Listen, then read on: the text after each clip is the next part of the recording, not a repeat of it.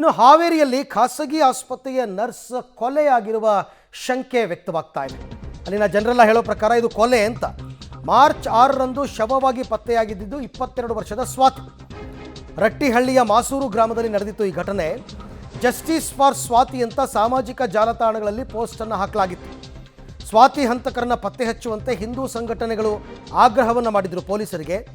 ಈಗ ತನಿಖೆಯನ್ನು ತೀವ್ರಗೊಳಿಸಿದ್ದಾರೆ ಹಲಗೇರಿ ಪೊಲೀಸರು. ಅಂದರೆ ಕೊಲೆಯ ಶಂಕೆ ಅಂತ ಹೇಳ್ತಾ ಇದ್ದಾರೆ. ಆರಂಭದಲ್ಲಿ ಇದು ಕೊಲೆನೋ ಕೊಲೆ ಅಲ್ವೋ ಅಂತಕ್ಕಂಥದ್ದು ಕೂಡ ಕನ್ಫರ್ಮ್ ಆಗಿರಲಿಲ್ಲ. ಬಟ್ ಸೋಷಿಯಲ್ ಮೀಡಿಯಾಗಳಲ್ಲಿ ಜಸ್ಟಿಸ್ ಫಾರ್ ಸ್ವಾತಿ ಅಂತ ಶುರು ಮಾಡಿದ್ದಾರೆ. ಯಾರು ಆಕೆಯನ್ನು ಕೊಲೆ ಮಾಡಿದ್ದು? ಖಾಸಗಿ ಆಸ್ಪತ್ರೆಯ ನರ್ಸ್ ಈಕೆ.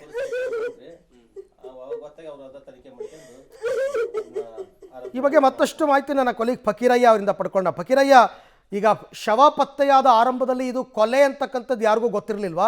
ಈಗ ಇದು ಕೊಲೆ ಅಂತಕ್ಕಂಥದ್ದು ಜಾಸ್ತಿಯಾಗಿ ಸೋಷಿಯಲ್ ಮೀಡಿಯಾದಲ್ಲೆಲ್ಲ ಕ್ಯಾಂಪೇನ್ ಮಾಡ್ತಿರೋದು ಕಾರಣ ಏನು? ಅರವಿಂದ್, ಇದು ಏನು ಕಳೆದ ಒಂದು ವಾರದ ಹಿಂದೆ ಆಗಿರುವಂತಹದ್ದು. ರಾಣೇಬೆನ್ನೂರು ತಾಲೂಕು ಪತ್ತೇಪುರ ಗ್ರಾಮದ ತುಂಗಭದ್ರಾ ನದಿಯ ತೀರದಲ್ಲಿ ಒಂದು ಅಪರಿಚಿತ ಶವ ಪತ್ತೆ ಆಗುತ್ತೆ. ಆ ಅಪರಿಚಿತ ಶವ ಪತ್ತೆ ಆದ ನಂತರ ಅದು ಯಾರ್ದು ಏನು ಅಂತ ಗೊತ್ತಾಗಿರಲ್ಲ. ಹೀಗಾಗಿ ಪೊಲೀಸರು ಕೂಡ ಅದನ್ನ ಪ್ರಕರಣ ದಾಖಲಿಸಿಕೊಂಡು ತನಿಖೆಯನ್ನು ಮಾಡ್ತಾರೆ.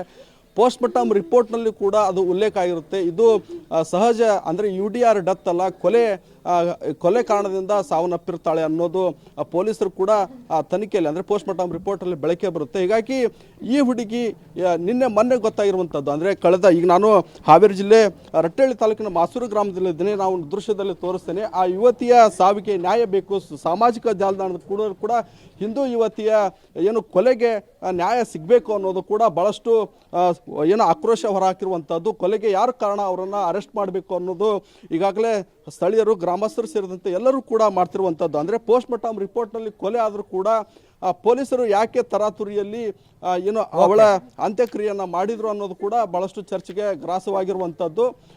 ಅರವಿಂದ್, ಥ್ಯಾಂಕ್ ಯು ತಮ್ಮ ಎಲ್ಲ ಮಾಹಿತಿಗೆ ಫಕೀರಯ್ಯ. ಸೊ ನೋಡೋಣ, ಇವಾಗ ಪೊಲೀಸರು ತನಿಖೆಯನ್ನು ತೀವ್ರಗೊಳಿಸಿದರಂತೆ. ಹಲಗೇರಿ ಪೊಲೀಸರು ಸತ್ಯವನ್ನು ಅವರೇ ಕಂಡುಹಿಡಿಬೇಕು. ಪೋಸ್ಟ್ ಮಾರ್ಟಮ್ ರಿಪೋರ್ಟಲ್ಲಿ ಅಸಹಜ ಸಾವು ಅಂತ ಬಂದಿದೆ.